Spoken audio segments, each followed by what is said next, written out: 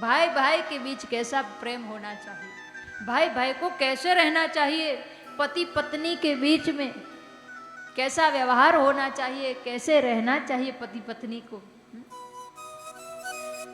सास और बहू को कैसे रहना चाहिए, एक दो पड़ोसियों को कैसे रहना चाहिए, पिता पुत्र का संबंध कैसा होना चाहिए, ये सारी व्यवहार जगत की बातें कोई बाहर से नहीं आई, इसी शास्त्र से सीखने मिलती है हमें। और शास्त्र में भी ये कहीं बाहर से नहीं आई, समाज से ही शास्त्र में आई है। और फिर वही समाज है कि उसी शास्त्र को खंगाल के हमें यही सीखना है कि हमें कैसे व्यवहार करना है, क्योंकि हम भूल गए सारी बातें। भागवत कथा हो रही है तो भागवत तो हमारे घर में है, राम कथा हो रही है तो रामायण तो हमारे घर में है, लेकिन शास्त्र को केवल घर में रखने से काम नहीं बनेगा, शास्त्र को अपने अंदर उतारने से काम बनेगा। कथा में आकर बैठ जाने से काम नहीं बनेगा, कथा जब तक आपके अंदर नहीं बैठेगी तब तक कोई काम नहीं होगा, अंदर बिठाना पड़ेगा। जब कथा आपके अंदर बैठेगी तब परिवर्तन होगा, तब जो चाहिए वो मिलेगा, सारी इच्छाएं पूर्ण होगी, लेकिन कथा अंदर बैठेगी तब।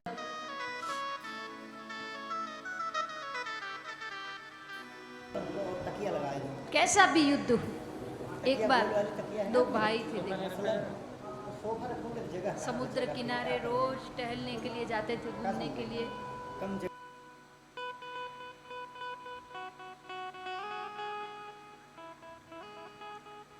बड़ा अच्छा प्रेम भाव था दोनों भाई के बीच में, लेकिन एक बार क्या हुआ, कुछ बोलचाल हो गई दो भाई के बीच, तो बड़े भाई ने छोटे भाई को एक थप्पड़ मार दी, एक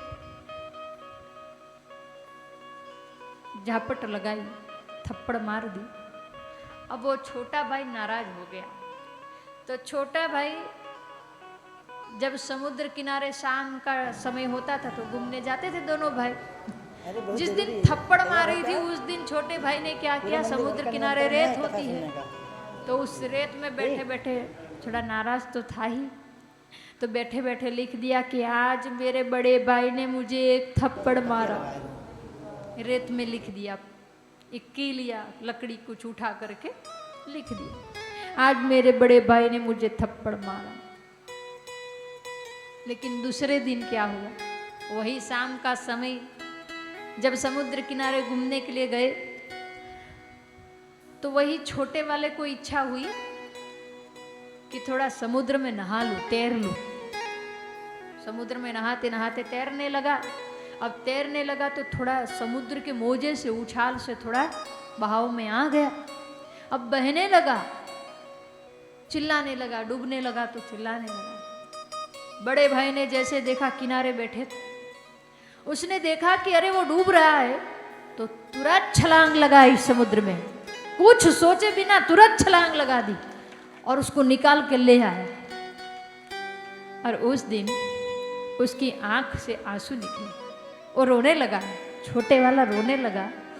और वहाँ एक पत्थर पड़ा था, उस पत्थर पे उसने कील लेकर के लिखा, खिली एक कील ले ली और उससे लिखा कि आज मेरे बड़े भाई ने मेरी जिंदगी बचाई, मुझे मरते हुए बचाया।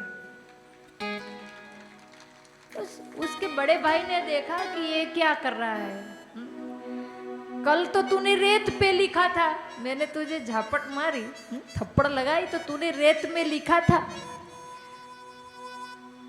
कि मुझे थप्पड़ मारी, और आज मैंने तुझे बचाया तो तूने पत्थर पे लिखा, ऐसा क्यों?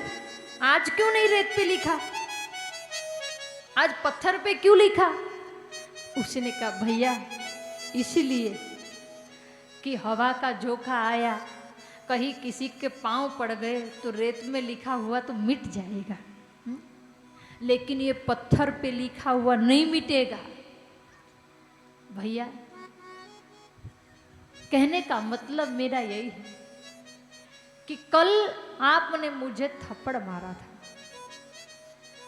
आपका अपकार था, और इसीलिए मैंने रेत पे लिख दिया। आज आपने मेरे ऊपर उपकार किया। कहना चाह रहा है कि कोई यदि जीवन में हमारे ऊपर उपकार करे तो उस उपकार को पत्थर की लकीर की तरह याद रखना, खींच के रखना, उसके उपकार को कभी भूलना नहीं। कोई मदद करे, कोई सहाय करे आपके कष्ट के समय में, तो उसके उपकार को कभी भूलना नहीं चाहिए। अपकार को भूल जाना, कभी दो शब्द बोल गया हो उल्टा सीधा, कोई बात नहीं है, लेकिन यदि ऐसा व्यक्ति आपके काम का हो, उसने कोई उपकार किया है, तो उसकी अच्छाई को याद रखना, उसकी बुराई को भूल जाना।